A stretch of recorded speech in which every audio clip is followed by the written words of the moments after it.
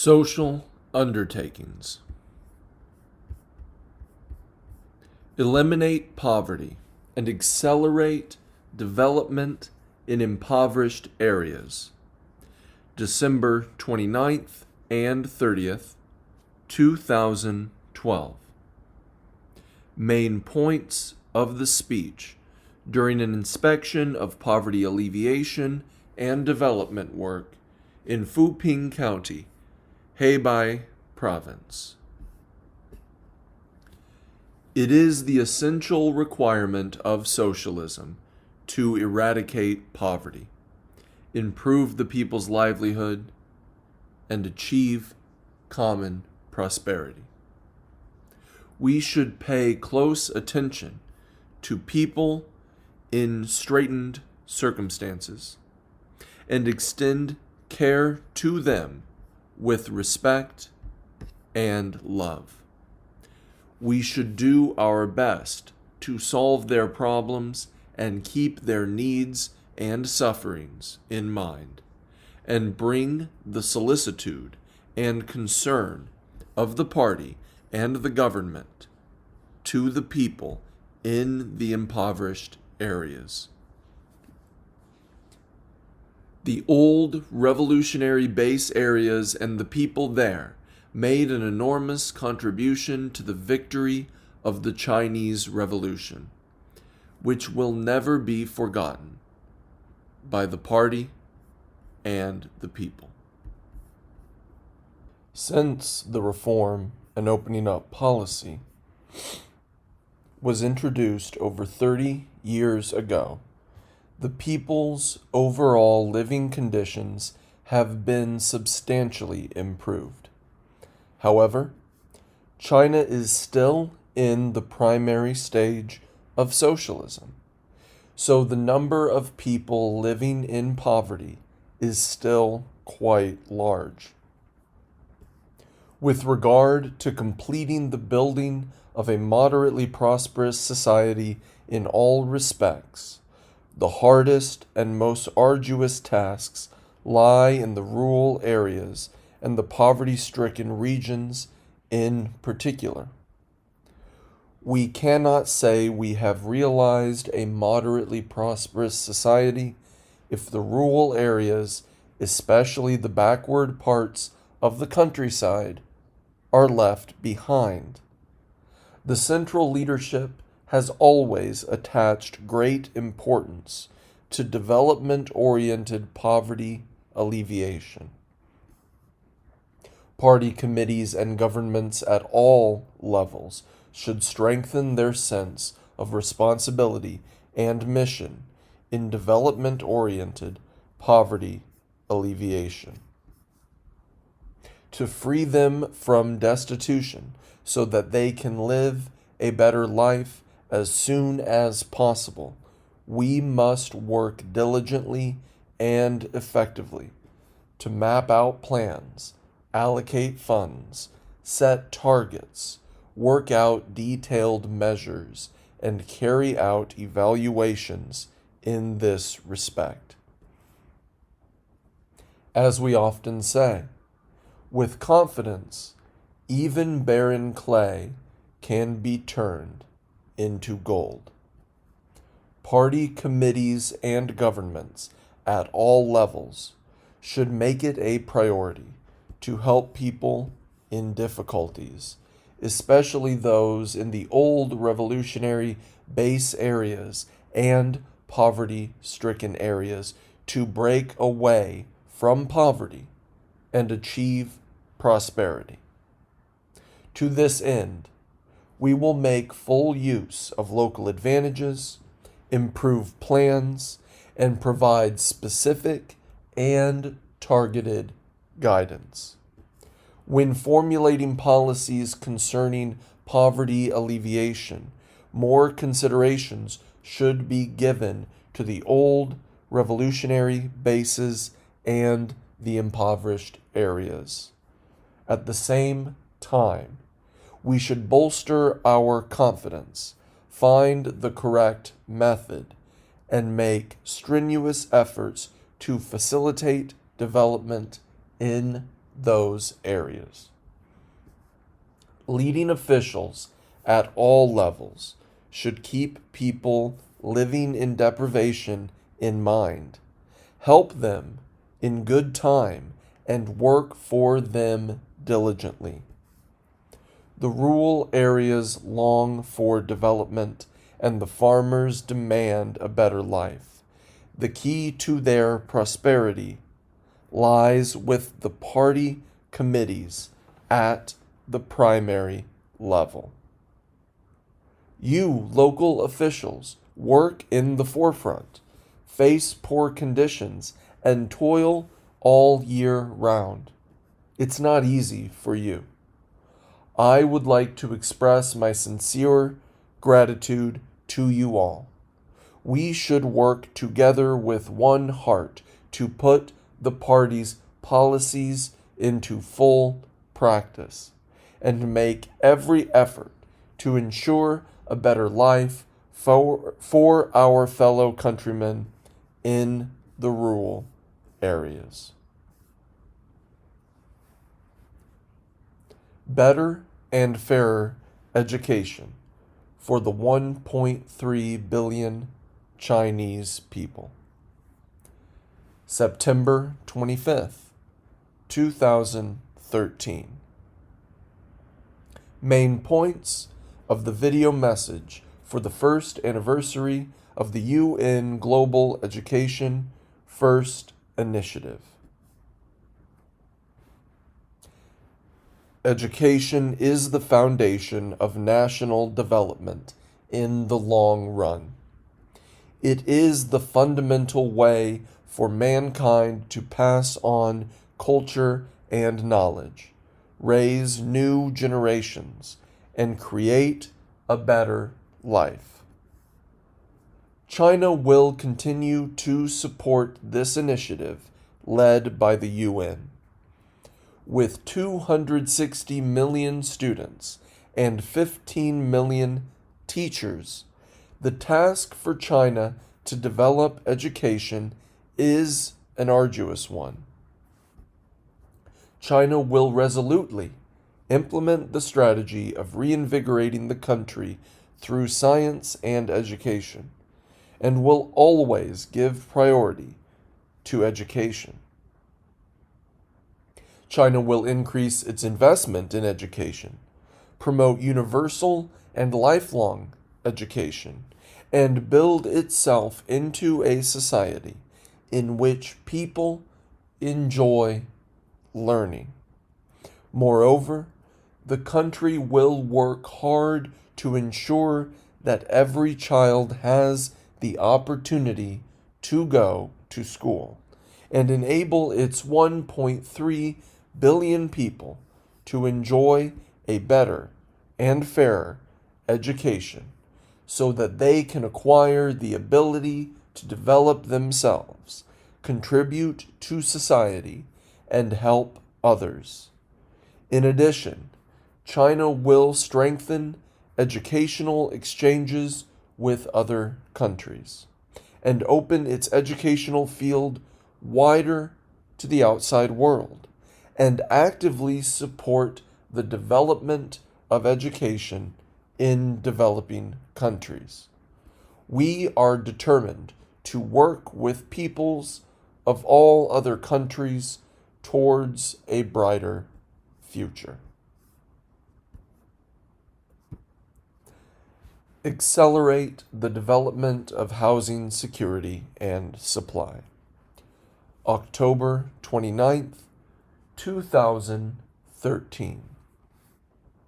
Main points of the speech at the 10th Group Study Session of the Political Bureau of the 18th CPC Central Committee, which she presided over. Accelerating housing supply is important for meeting the people's basic need for housing and ensuring that all of them have access to housing.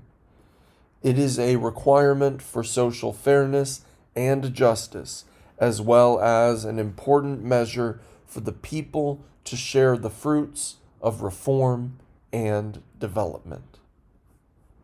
Party committees and governments at all levels should exercise better leadership to ensure that all the relevant objectives, tasks, policies, and measures are implemented, and regard housing security and supply as a project of good governance that can stand the test of practice, time, and the people's expectations. Housing is an issue related not only to the people's livelihood, but also the development of our country. It concerns the people's immediate interests, determines whether they can live and work in contentment, and affects the country's overall economic and social development, as well as social harmony and stability. The party and government have always attached great importance to the housing issue. Thanks to protracted efforts, great achievements have been made in China's housing industry. However, we must realize that we cannot solve our housing problems overnight, as there is still a large number of people having difficulty getting decent housing, a general inadequate supply of basic housing, and an inappropriate and unbalanced allocation of housing resources. Many people lack their own dwelling, so we must be more resolved and make greater efforts to address all the problems standing in the way of housing supply. In the matter of housing security and supply, we must properly handle the relationship between public services provided by the government and services provided by the market, between the economic and social functions of housing supply, between needs and possibilities, and between the need to provide housing security and the need to avoid total welfare dependence. We must carry out market-oriented reforms in order to fully enliven the market and meet the multi-level needs for housing. However, there are always people who have housing difficulties due to labor skill mismatch, being out of a job or low income. So the government must step in to provide them with basic housing. As conditions stand in China, we in general should build a housing supply system for the government to provide basic housing security and for the market to satisfy multi-level housing demands. We should review and sum up our experience in housing reform and development, learn from other countries in solving their housing problems, study the rules of housing supply, emphasize top-level design, and speed up the establishment of a uniform, standardized, mature, and stable housing supply system, while making every effort to increase the housing supply. We must also do our best to satisfy the people's demands for better housing, establish a sound system of housing standards so that houses are economical, affordable, eco-friendly, energy conserving and safe, and advocate a housing consumption mode fitting China's conditions. According to the 12th Five-Year Plan, 2011 to 2015, the number of basic need housing units built and houses in rundown areas rebuilt will be 36 million, and by 2015, the basic need housing coverage will hit around 20%. Footnote 1. The 12th Five-Year Plan refers to the 12th Five-Year Plan for National Economic and Social Development of the People's Republic of China, 2011 to 2015. End of footnote 1. This is a commitment made by the government to the people, and we should do whatever we can to fulfill this promise. We should focus on the development of public rental housing, build low-rent housing more quickly, and accelerate the rebuilding of houses in all the rundown areas. In carrying out this project, we must do our best according to our abilities and endeavor to meet the people's basic need for housing. A residence is home to a family, so its quality and safety are essential. We must improve the planning, accompanying facilities, and design of housing to meet the basic need. We should improve supporting policies for housing, give full play to the supportive, guiding, and leading roles of such policies, and maximize the enthusiasm and initiative of all sectors. We should improve the land policy, give priority to ensuring that land is used to enhance the people's well-being, introduce a land supply plan in a scientific way, increase residential land supply, and give priority to allocating land for constructing basic need housing.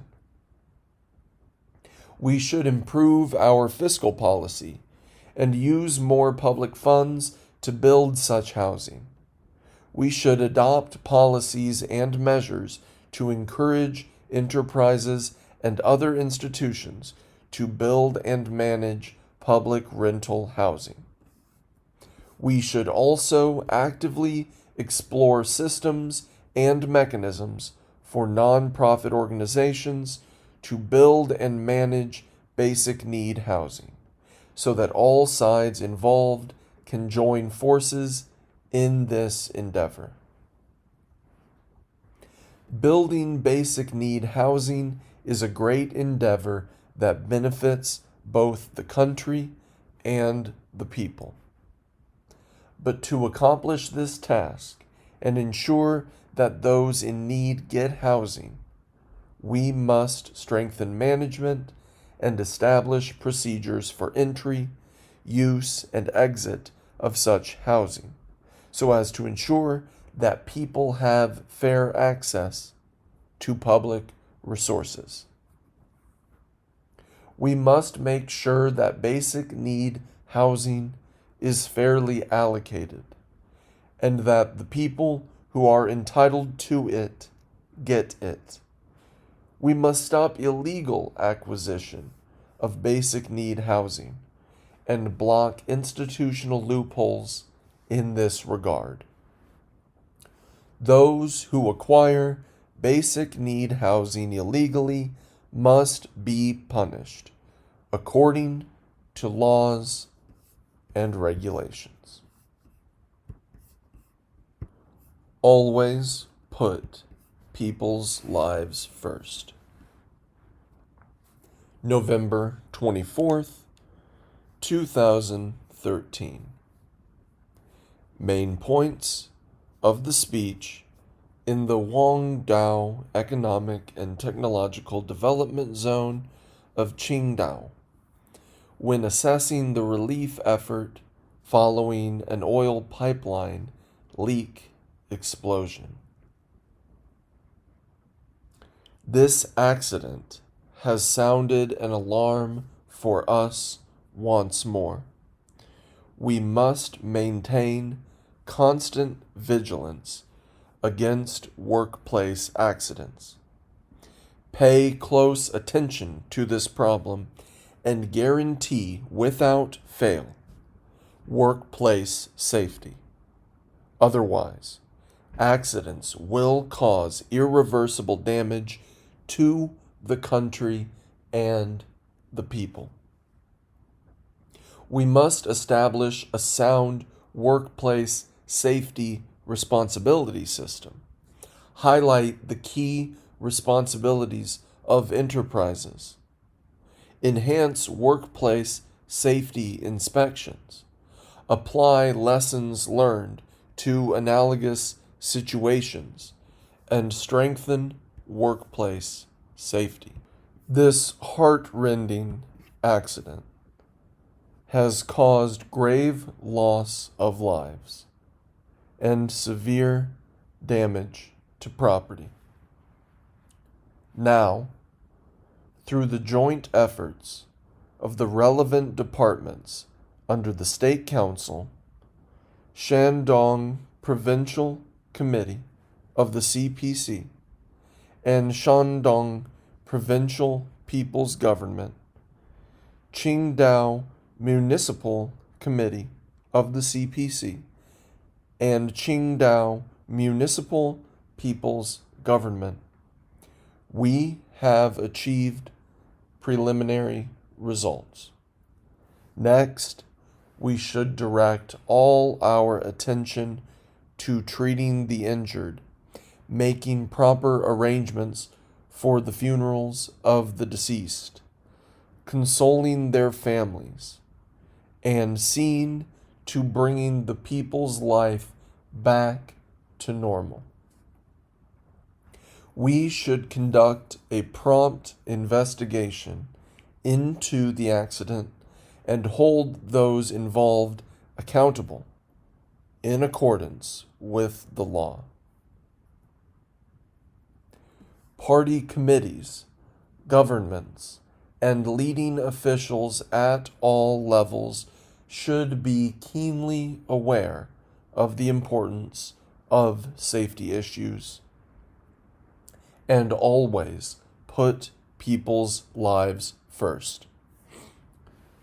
All regions, government departments, and enterprises should be relentless in applying the highest standards of workplace safety, stringently supervise workplace safety when pursuing investment and implementing projects, increase the weighting of workplace safety in performance indicators, and follow the approach of one vote against meaning veto for ensuring workplace safety and guarding against the risk of major work-related accidents.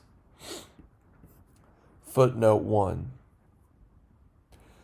A decision cannot be passed at a meeting if one attendee casts a vote against, no matter how many votes are in favor. End of footnote 1. The responsibility of ensuring workplace safety is paramount. To reinforce the workplace safety responsibility system, senior party and government officials should be personally involved. We must make sure that responsibility for workplace safety is assigned to relevant government departments and officials. Officials in charge of industrial sectors and officials responsible for businesses must ensure workplace safety.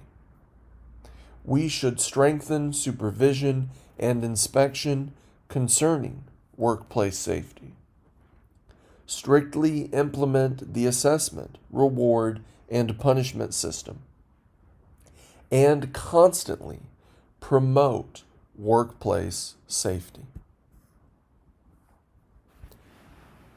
Every enterprise must fulfill its principal responsibility for workplace safety with absolute dedication and guarantee funding, training, basic management measures, and emergency rescue provisions to ensure workplace safety.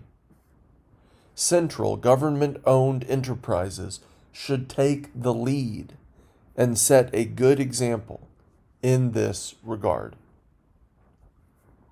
Governments at all levels should perform their due responsibilities in places within their jurisdiction and exercise strict supervision over workplace safety in full accordance with laws and regulations. To ensure workplace safety, we should forestall any possible work-related risk. We should continue with large-scale workplace safety inspections that cover all workplaces, diffuse all risks with zero tolerance, strictly enforce laws and regulations, and ensure substantial results. In conducting inspections, we should neither give prior written or verbal notice, nor listen to second-hand reports, nor accept escort or reception.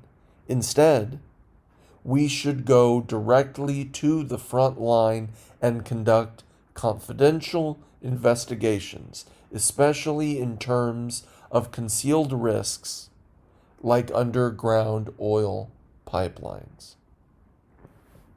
We should intensify our efforts in addressing potential safety risks, establishing an inspection accountability system for workplace safety in which whoever conducts the inspection must take full responsibility by signing his name on the inspection report, making no accommodations, leaving no place unchecked, or merely going through formalities. We must aim at actual results. We should see to it that when an accident occurs in one factory, every other factory learns the hard lesson. When a potential risk is identified in one locality, the whole country goes on the alert. All regions and industries should learn their lesson from workplace accidents, enhance workplace safety, accountability, and oversight, and take preventative measures against any work-related accident. Winter has already come. At the turn of the year, there is a greater risk of accidents. I hope that you all enhance your awareness of your weighty responsibility to the party and the people. Remain vigilant against potential accidents, conscientious and meticulous in ensuring workplace safety, resolute in preventing major and serious accidents, and steadfast in improving workplace safety across the whole country. Build China into a cyberpower. February 27th, 2014. Main points of the speech at the first meeting of the Central Leading Group for Cyberspace Affairs.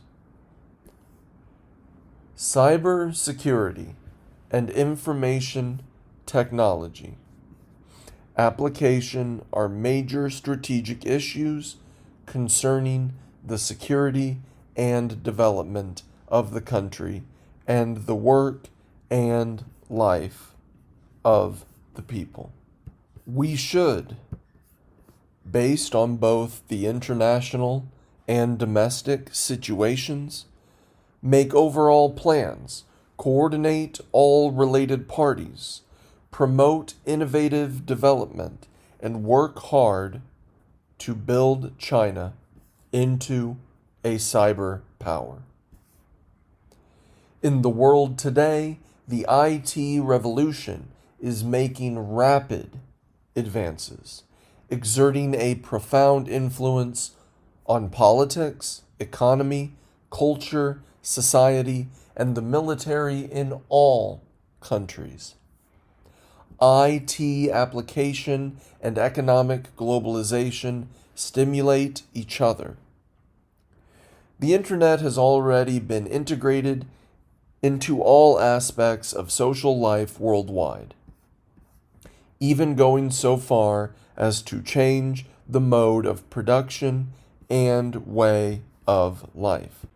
China is going along with and being profoundly influenced by this trend. China has made remarkable achievements in the development of the internet and IT application.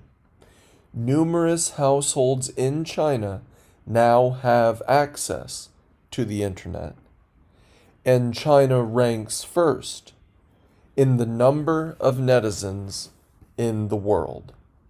However, we should also be aware that China lags behind in cyber innovation.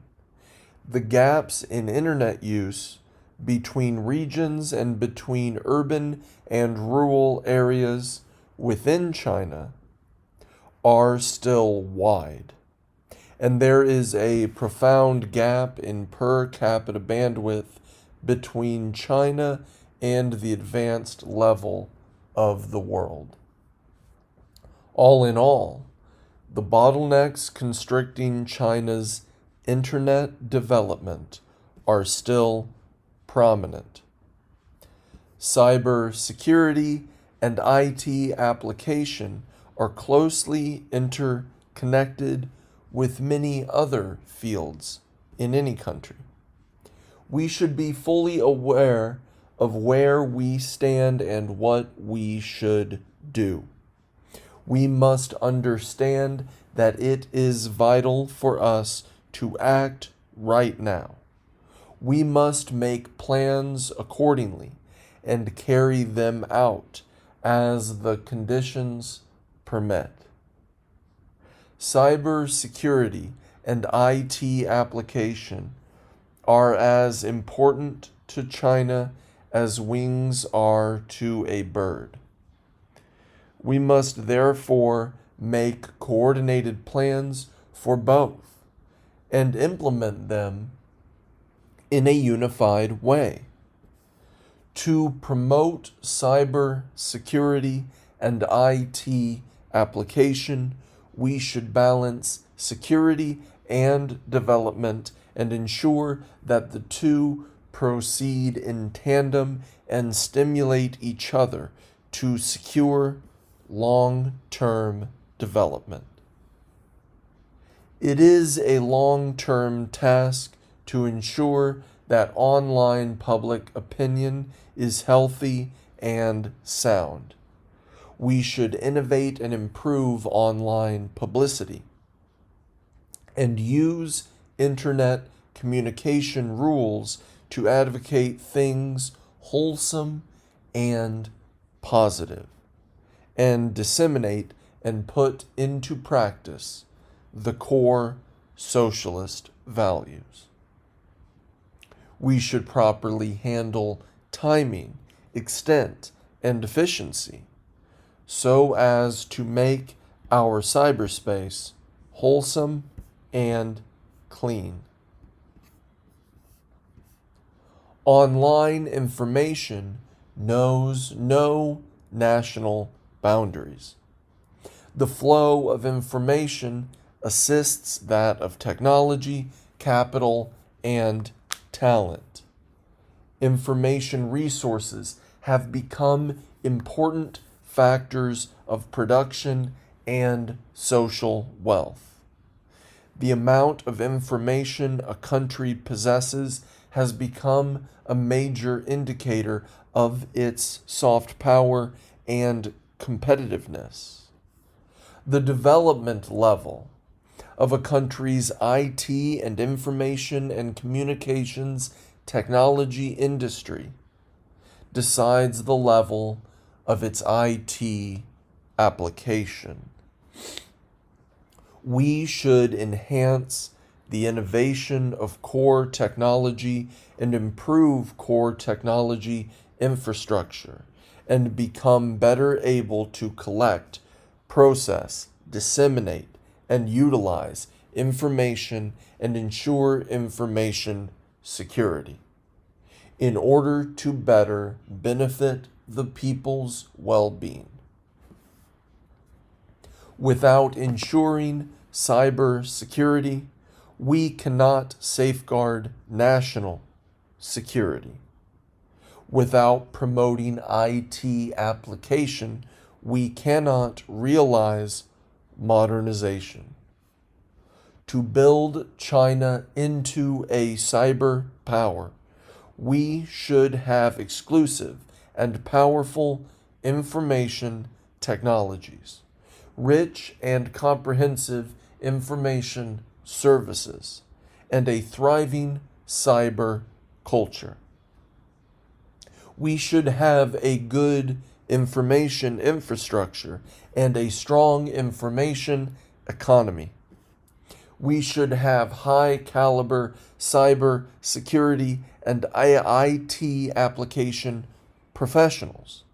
In addition, we should carry out bilateral and multilateral internet exchanges and cooperation with other countries. The strategy for building China into a cyber power should be carried out at the same time as we work to accomplish the 2 centenary goals. We should keep making progress in making the internet infrastructure basically universal, improving our innovation capacity, developing the information economy, and ensuring cyber security. We should formulate comprehensive research and development strategies for information and cyber technology and make great efforts to turn research findings into practical applications. We should promulgate policies to support the development of enterprises and encourage them to make technological innovations and become the main developers of the IT industry. We should lose no time in formulating plans for improving the laws and regulations on managing internet information and protecting the key information infrastructure. We should supervise cyberspace in accordance with the law to safeguard our citizens' legitimate rights and interests. To build China into a cyber power, We should pool all our resources of talent and train them to become a powerful force with political integrity, top flight expertise, and fine conduct. It is easy to muster a 1,000-man army, but hard to find a capable general. Footnote 1. Ma Ji-yuan, Autumn in Han Palace, Han Gong Chu.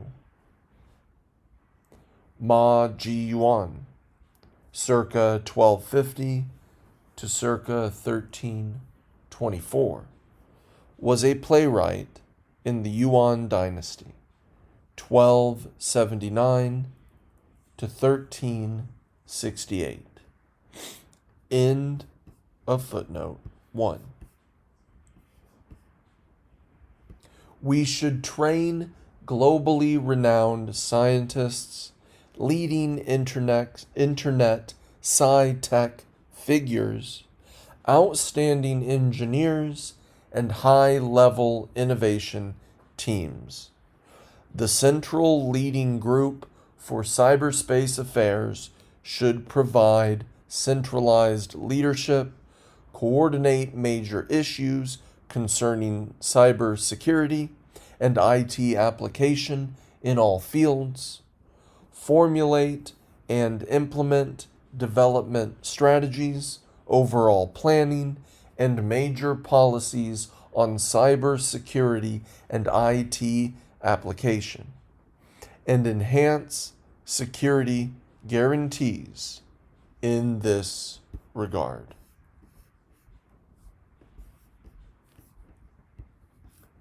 A holistic view of national security. April 15th, 2014. Main points of the speech at the first meeting of the National Security Commission. We need to acquire an accurate understanding of new developments and trends of the situation of national security, adhere to a holistic view, and develop national security with Chinese characteristics. In running the party and the country, one of our basic principles is to remain keenly alert to potential dangers and on guard against adversity in times of peace. To secure its leadership role and unite the country in upholding and developing socialism with Chinese characteristics, our party should make national security its top priority. The third plenary session of the party's 18th National Congress decided to establish the National Security Commission, NSC. This is a pressing requirement for modernizing the national governance system and enhancing our governance capacity, and for achieving long-term political stability. This will provide a strong guarantee for building a moderately prosperous society in all respects, and for fulfilling the Chinese dream of the rejuvenation of the Chinese nation. The aim of the establishment of the Council is to better handle new developments and new tasks in the realm of national security, and build a national security system which is centralized, integrated, highly efficient, and authoritative, so as to improve leadership over the work of national security. At present, the national security issues facing China encompass far more subjects, extend over a greater range, and cover a longer time scale than at any time in the country's history. Internally and externally, the factors at play are more complex than ever before. Therefore, we must maintain a holistic view of national security. Take the people's security as our ultimate goal. Achieve political security as our fundamental task. Regard economic security as our foundation, with military, cultural, and public security as means of guarantee. And promote international security so as to establish a national security system with Chinese characteristics. To implement a holistic view of national security, we should attach equal importance to internal and external security, promoting development, reform and stability, and building China into a safe country domestically, while seeking peace, cooperation, and mutual benefits, and building a harmonious world internationally. Homeland security and the people's security are equally important. We must follow the principle of people first, insist that everything done for national security is for the sake of the people, should rely on the people, and gain the support of the people. We must pay close attention to both traditional and non-traditional security, and build a national security system that integrates such elements as political, homeland, military, economic, cultural, social, science and technology, information, ecological, resource, and nuclear security. We should pay close attention to both development and security. The former is the foundation of the latter, while the latter is a precondition for the former. A wealthy country may build a strong army, and a strong army is able to safeguard the country. While paying close attention to our own security, we must also pay attention to the common security of the world and contribute our effort to turning the world into a secure place for all nations. We should urge all parties to work hard for the goals of mutual benefit and common security. The NSC should abide by the principles of centralized leadership, scientific planning, exercising power in both centralized and separated ways, coordinated actions, and high performance and efficiency.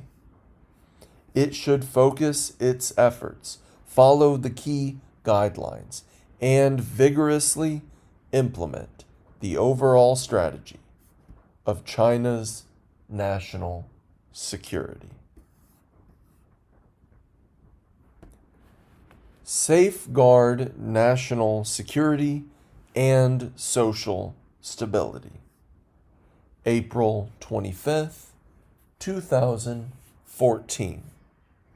Main points of the speech at the 14th Group Study Session of the Political Bureau of the 18th CPC Central Committee, which she presided over. At a time when we are confronted with new situations and challenges, successfully safeguarding national security and social stability is particularly important for furthering the reform, achieving the two centenary goals, and realizing the Chinese dream of the rejuvenation of the Chinese nation. All regions and government agencies should perform their functions and duties, assume their responsibilities, fully cooperate with each other, and work together to maintain national security and social stability.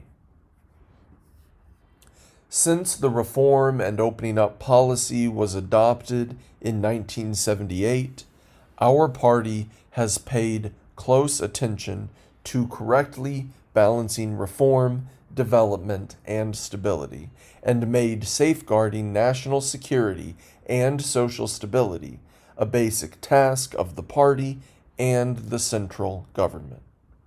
We have maintained overall social stability in China, thereby providing a favorable environment for reform, opening up, and socialist modernization. One should be mindful of possible danger in times of peace, downfall in times of survival, and chaos in times of stability. Footnote 1. The Book of Changes. Zhou Yi. End of footnote 1. However, we should be aware that in our efforts to safeguard national security and social stability in these new circumstances, we are confronted with increasing threats and challenges. And, more importantly, these threats and challenges are interlocked and can be mutually activated. We must remain clear-minded, stay true to our principles, effectively avert, manage, and respond to risks to our national security, and take up, cope with, and resolve challenges to our social stability. All regions and government agencies should implement China's holistic view of national security and acquire an accurate understanding of the new characteristics and trends of our national security. We should attach equal importance to external and internal security, homeland security, and the people's security, traditional and non-traditional security, development and security, our own security, and the common security of the world, and carry out to the full all our work related to national security. We should promote national security education among all the Chinese people and enhance their awareness in this regard. Countering terrorism has a direct bearing on national security, the people's immediate interests, and reform, development, and stability. The battle against terrorism safeguards national unity, social stability, and the people's well-being.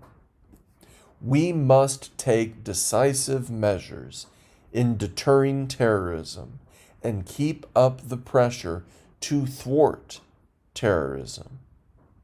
We should work out a sound anti-terrorism work pattern, improve our anti-terrorism work system, and build up our anti-terrorism strength. We should enlist both professional forces and the public in the fight against terrorism. Get the general public to carry out different forms of activities against terrorism, build an impregnable anti-terrorism network, and ensure that terrorists are hunted down like rats. We should also let patriotic religious personages play a role. Enhance positive guidance for religious believers. Meet the latter's normal religious needs and effectively resist the infiltration of religious extremism. Terrorism denies basic human rights, tramples on humanitarian justice, and challenges the shared norms of human civilization. It is not an issue of ethnicity, nor an issue of religion. Terrorists are the common enemy of people of all ethnic groups. We should firmly trust and rely on the officials and the general public of all ethnic groups and unite with them in safeguarding ethnic unity and social stability. We should increase our efforts to combat separatist activities in the new circumstances, promote ethnic unity, ensure that all ethnic groups work together for common prosperity and development, enhance publicity for and education in ethnic unity, consolidate the theoretical foundation of ethnic unity, and maximize our efforts to unite with the people of all ethnic groups. We should enhance the building of community-level party organizations and governments, and carry out educational work thoroughly and meticulously among the people. We should acquire a correct understanding of the party's policies regarding ethnic and religious affairs, promptly and properly resolve all conflicts and disputes undermining ethnic unity, and contain and crack down on separatist, infiltration, and sabotage activities by domestic or foreign hostile forces on the pretext of ethnic issues. To safeguard national security, we must maintain social harmony and stability, prevent and resolve social conflicts, and improve our institutions, mechanisms, policies, and practical endeavors to make this happen. We should make China's development more comprehensive, coordinated, and sustainable. Work harder to ensure and improve the people's well-being, and tackle social conflicts at the source. We should make promoting social fairness, justice, and the people's well-being our ultimate goal, and increase our efforts in balancing the interests of all sectors so that all the people can increasingly share in the fruits of development in a fairer way. We should implement and improve the institutions and mechanisms for protecting the legitimate rights and interests of the people, and the mechanisms for assessing potential risks so as to reduce and prevent conflicts of interest. We should comprehensively promote law-based governance and better safeguard the people's lawful rights and interests. We should encourage all the people to resolve all social conflicts through legal procedures and by legal means, and ensure that people do things according to law. Examine the law provisions in case of conflict, and use laws to solve problems and conflicts.